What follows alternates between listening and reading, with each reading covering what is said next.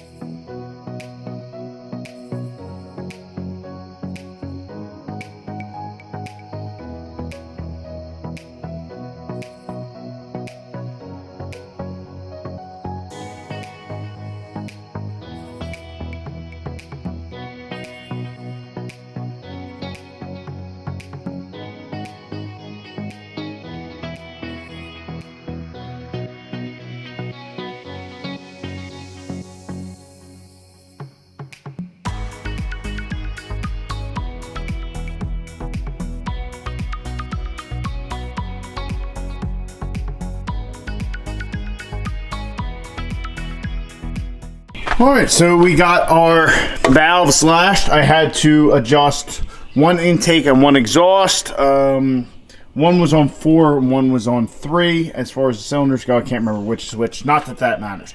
Got that on. Got the valve cover back on. Now, I know a lot of you had commented previously when we did the head studs that we will probably have to clearance this. The valve cover is just barely touching the head studs that's sticking out. But we have good crush on our gasket. So we're going to kind of go with it. See if everything's good. If not, then we'll have to come back and clearance it. It should be pretty apparent. We'll have like an oil leak in the valve cover area. We know what to look for. So also we got the front cover is ready to go on. We're ready to be worked on, I should say. So we got this all cleaned up. Got the old front main seal out. And got all the gasket material off. Actually, I do have to clean up here a little bit. Hold on.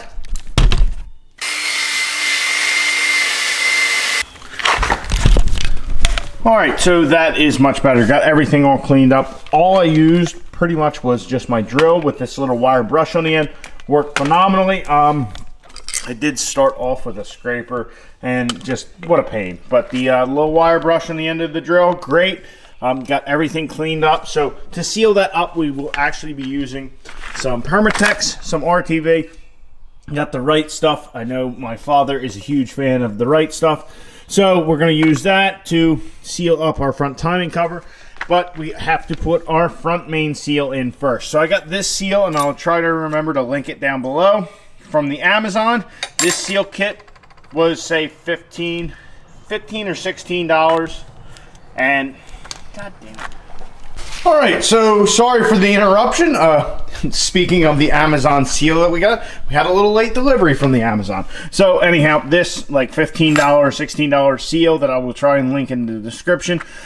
This seal kit is actually a wear sleeve kit. As you can see, it has the wear sleeve, the seal, and it actually has the installation tool, which is nice. So this is just very affordable. And it kind of has everything we need. From what I've read, a lot of times when you get these wear sleeve ones, they don't come with the installation tool and yada, yada, yada. So what we'll do is we'll actually take our cover here and we'll use our installation tool to install our seal in the front cover. Basically just kind of pressing that in. We're going to make sure that the back here, kind of like the open spot, if you will, this open cavity is towards the engine, towards the oil. We want to see this yellow part. So I mean, I guess the easy way with this wear sleeve one to remember that is your wear sleeve will actually, your installation thing for the seal, like for the crank, will actually fit over the wear sleeve. So it's real easy, and then you just push the front cover on and so on. For our wear sleeve, there is actually a right way to do this with an installation tool, where you actually get it started on the crank, and then you use the installation tool to walk it on. But what we are going to do is we're going to lube up the crank with some oil. We're going to get this thing kind of started with a hammer, just kind of tappy, tappy, tappy. And then we're going to use our old harmonic balancer and drive that on. So we're going to drive this on here, and that way we will have a good sealing surface rather than this grooved crank. Who knows how long that seal was leaking. But yeah, we'll get this thing driven on there, and there's actually, if you look at it, there's a little bit of a taper on one end of it. So that is the side that will go towards the engine. So we'll get our wear sleeve on, we'll get our front main seal installed on our cover, get our right stuff on our cover, and get our cover installed on our engine. So that's the plan. Let's get to it and get this thing sealed back up.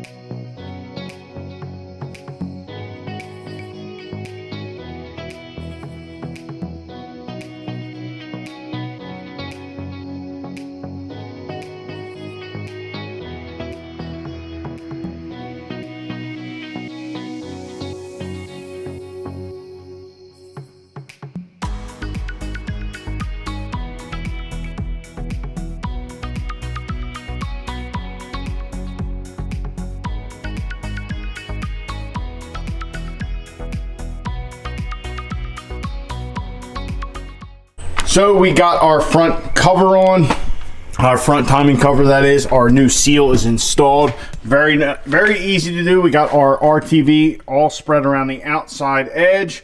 Then we went and we kind of centered it up over here, pressed it on, then we pulled out the plastic sleeve after we had this thing bolted on, tightened everything up, so we should be good. Our RTV is setting up. This whole seal setup worked very good. I'm actually going to try and hold on to the little plastic collar that was around this, so if we ever have to pull our front cover off again, we have that to just make our reinstallation of our front cover and seal easier. Also, we need to give a big shout out to my man Cole, Cole underscore Duke underscore on the Instagram.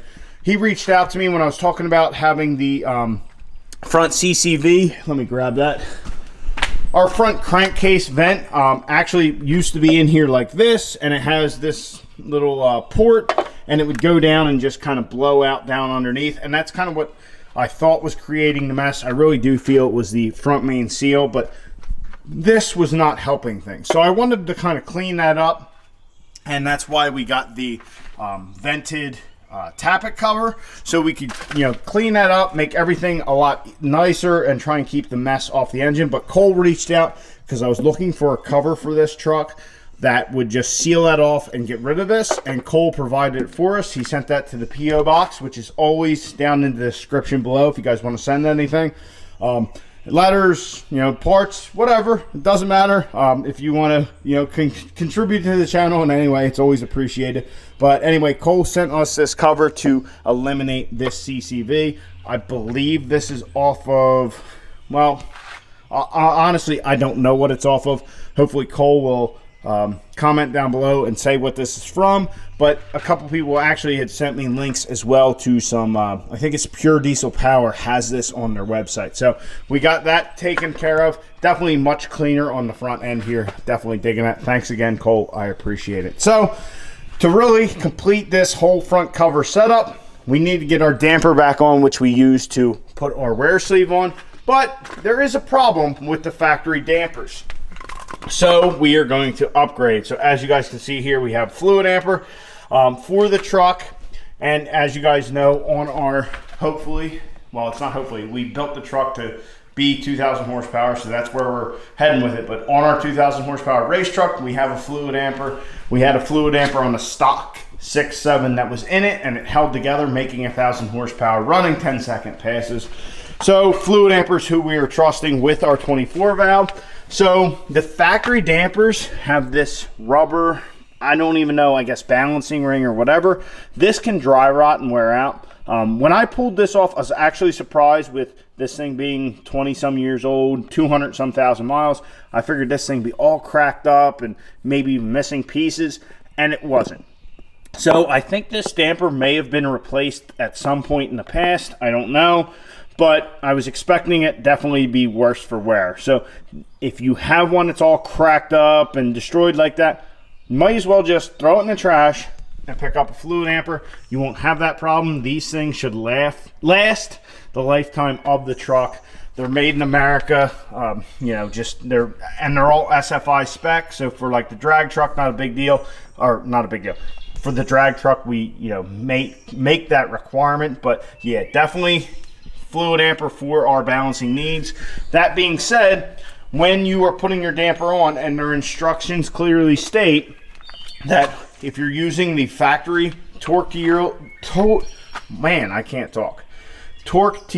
bolts, if you're using the factory torque to yield bolts, they're actually supposed to be replaced every time that you use them. So rather than replacing it with the factory kind of crap when we're upgrading our balancer, we're going with our full power package from Fluid Amper. So this is a torque plate with ARP bolts, washers, and this diamond washer to really kind of grip on the crank. This setup is definitely a lot stronger and better than the factory bolts. So this gives us a better bite on the crank, and it also gives us this 5/8 hex, so that way we can turn over the engine easier. We can kind of go whichever way we want. If you are just turning the engine over with a bolt, then you gotta just go as you're always tightening the bolt. Kind of can be a pain. So definitely a nice upgrade there. So that's what we're gonna do. We're gonna install our fluid amper with our full power kit onto the front cover and kind of, you know, finish this engine off. After that, really, as far as the engine goes, I think the intake horn, it'll be about it. And then we can kind of start working our way back out with our intercooler and our rad and all that kind of stuff. So anyway, let's get our harmonic balancer on and yeah, keep moving along on this project.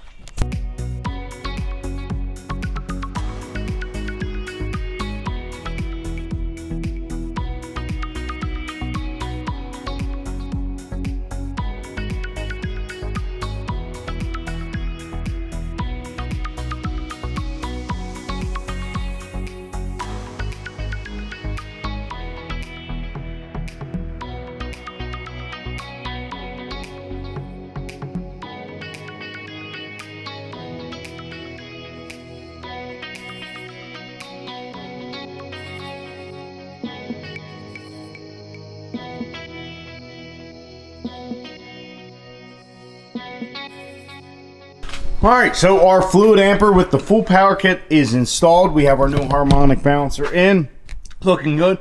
It is kind of a shame. The quality of these things is phenomenal. I mean, you can just, it's one of those parts you pick up and you're like, man, this thing's right. Everything just about it. I mean, even the full power kit, like putting the bolts in, there's no slop. It's just phenomenal. It's kind of a shame that you never actually get to see it. A harmonic balancer is one of those things like, you just don't think about it. Honestly, your engine, if it has, you know, 200, 300, 400,000 miles, and it's like our stock one, but, you know, more beat up than ours, because I think ours has been replaced previously. But if you had some kind of a vibration, you probably wouldn't even hardly think about the harmonic balancer, because when you look into the engine compartment, you just don't see it, which, you know, something of that quality to be hidden like that, you know, it is what it is. But yes, definitely a fantastic part. We did torque everything down. It is torqued down to 125 foot-pounds. Now, that being said, last time when we installed this on the drag truck on its stock engine, I had actually wrapped a ratchet strap around it in order to torque it down to, you know, keep the engine from spinning. That is not the correct way. So this time we actually knew better and did it the correct way, which I'll show you right now. So hopefully you guys are able to make that out. We actually have a breaker bar in there. That is where the flywheel is. That is the barring tool, like access hole. Now, let me see if I can get this thing out of here.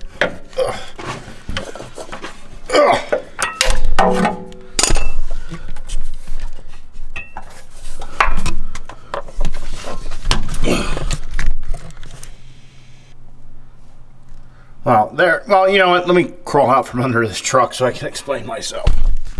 So, as I was trying to say under the truck, on the adapter plate for the engine to the transmission, there is a little access cover on the passenger side. It's right where your bolts are for your not harmonic balancer. We just put the harmonic balancer in. What's the word I'm looking for?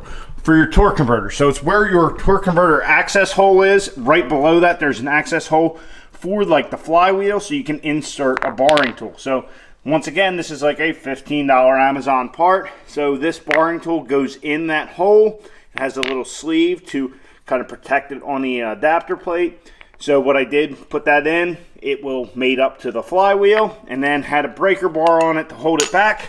So that way we could come out here and get a proper 125 foot-pound torque on our fluid amper. So that's how we were able to accomplish that and do it correctly. Like I said, like a $15 barring tool, and it should pretty much work on any Cummins you got, whether it be a 2nd gen, a 4th gen, so on and so forth.